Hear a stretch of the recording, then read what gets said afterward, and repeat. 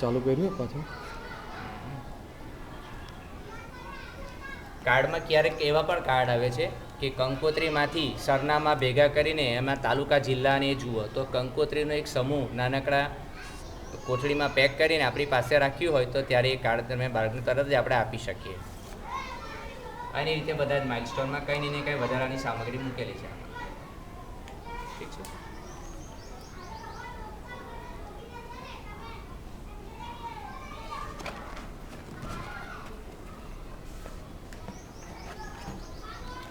આ હતું ધોરણ 4નું TLM બોક્સ, શિક્ષક TLM બોક્સ.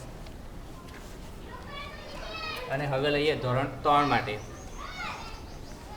એમાં પણ ધોરણ 3માં આવતા માઇલસ્ટોનના નામ સાથેના ખાનાઓ છે જ, અને બાળકને જ્યાં પણ જરૂર પડે એવું કંઈક આપી શકાય. વાંચવામાં નબળું બાળક છે એને સમજાવવા માટે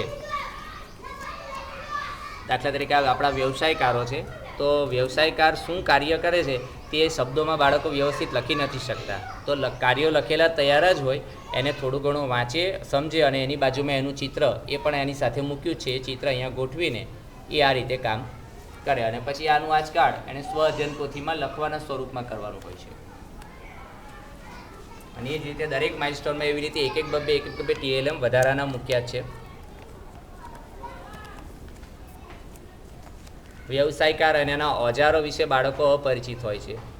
ઓજારોને ઓળખે તો પણ એક કે બે જ ઓજાર વિશે એઓ જાણતા હોય છે, તો એમના ચિત્રો અને એના જોડકા સ્વરૂપે એમણે અહીંયા જોડવાનું કામ કરવાનું હોય છે. અને ત્યાર પછી લેખિત સ્વરૂપે કોઈ કાર્ડમાં કામ આવતું જ હોય છે વ્યવસાયકારના ઓજારોને ઓળખે.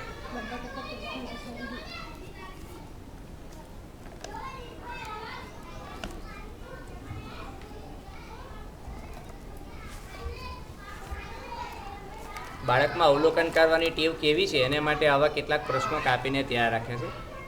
અવલોકન કરવા માટે કે તે સમયે તો ના મોકલી શકાય, પણ બાળકના અવલોકનનું સ્તર કેવું છે એ પણ આપણે આના દ્વારા જાણી શકીએ. વનસ્પતિ જગત અંતર્ગત આવા 2 પ્રશ્નો મૂક્યા છે, અને એ પ્રશ્નમાંથી સાચા જવાબ ઉપર એણે ફક્ત ખરાની નિશાની કરવાની છે, ક્યાં તો મને એને નિર્દિષ્ટ કરીને કહેવાનું છે. તો એનાથી એ જાણી શકીએ કે આ બાળક એના આસપાસના પર્યાવરણમાંથી અવલોકન કેટલા અંશે કરે છે. અને સારું અવલોકનવાળા બાળકોની અવલોકનની નોંધ લઈએ અને બીજા બાળકો સુધી એ પહોંચાડી શકીએ.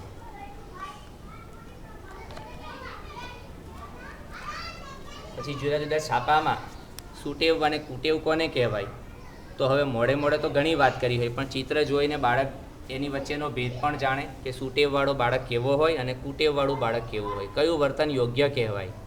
તો શિસ્ત અને સલામતી જેવા એકમો સાથે આને જોડી શકાય.